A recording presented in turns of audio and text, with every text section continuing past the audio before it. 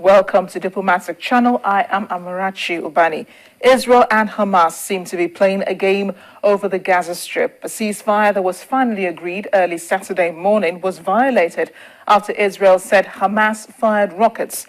On Sunday, Hamas decided to call for a ceasefire, but to Israel, it was only a joke.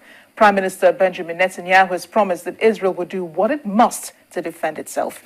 And that is not minding the number of civilian casualties, which has been rising consistently over the last few days. And what's worse is that both sides cannot agree to a ceasefire with the hopes of there being a longer-term discussion on a plan for peace over the Gaza Strip.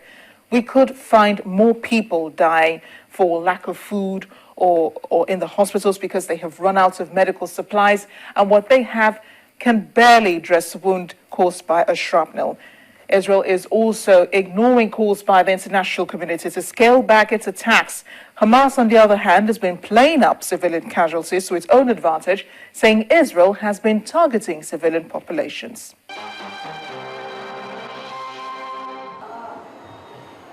Baby Shema Hussein lies peacefully in her incubator. Early last week, doctors successfully delivered her from her mother, whom they say was killed in an Israeli airstrike on their house. Oblivious to the rest of the world, baby Shema has a tough future ahead of her.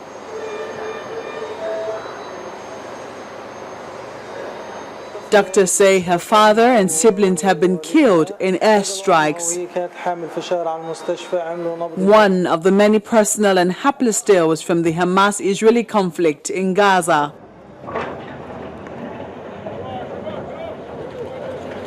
For more than 2 weeks now, the Palestinian population in Gaza have borne the brunt of Israel's vengeance on Hamas. Fighting did subside on Sunday, the end of the Muslim Ramadan holiday, but that has not stopped the attacks.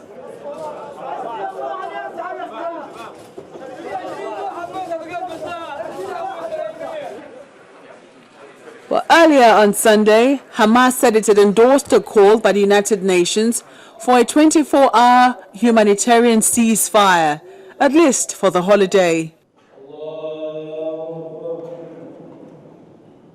But rocket fire could still be heard, causing Israeli Prime Minister Benjamin Netanyahu to question the validity of the announcement. You know, we've accepted 5 ceasefires, acted upon them. Hamas has rejected every single one of them, violated them, including 2 humanitarian ceasefires, which we accepted and implemented in the last 24 hours. Now Hamas is suggesting a ceasefire, and believe it or not, David, they've even violated their own ceasefire.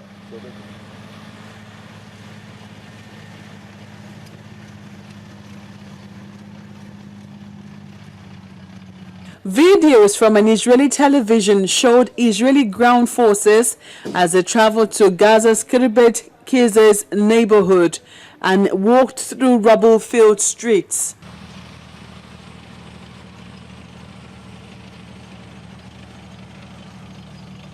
They said they were in Hamas stronghold, indicating a determination that Israel would fully carry out its threat on Hamas. A 12-hour humanitarian truce agreed on Saturday was followed by the sound of heavy Israeli shelling, and sirens sounded in Israeli communities near the border area, suggesting Palestinian militants had fired missiles at them.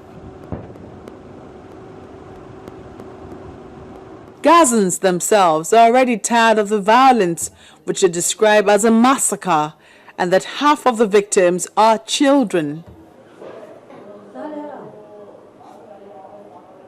The Gaza Health Ministry says so far 168 children have died at this particular hospital. In the situation as a result of the crisis related to Gaza and the loss of civilian lives. International pressure to stop the offensive have increased in the past few days. Apart from the United States and various UN bodies, Pope Francis, in his homily on Sunday, called for it all to stop.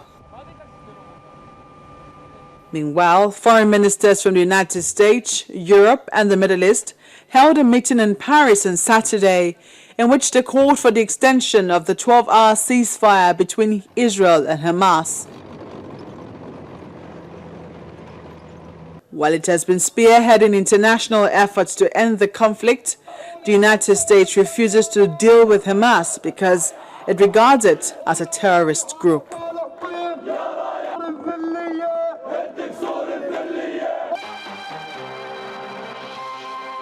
As many as 227 coffins containing the remains of the victims of the crashed Malaysia flight MH17 have been transported by air to the Netherlands, which declared a day of mourning last week.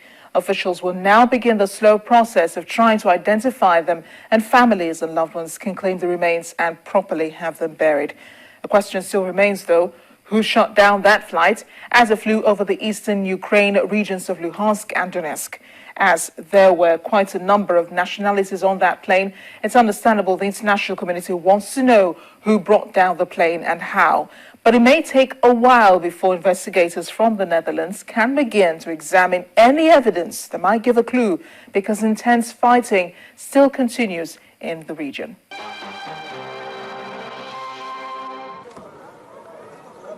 It's been more than a week since the crash happened, and some of the victims' family and loved ones have no closure, despite the remains of charred bodies which have been evacuated from the site. Parents of Fatima Dzinski visit the crash site and survey the wreckage of the downed airliner. Her mother, Angela, who came all the way from Australia, still finds it hard to believe her daughter is gone.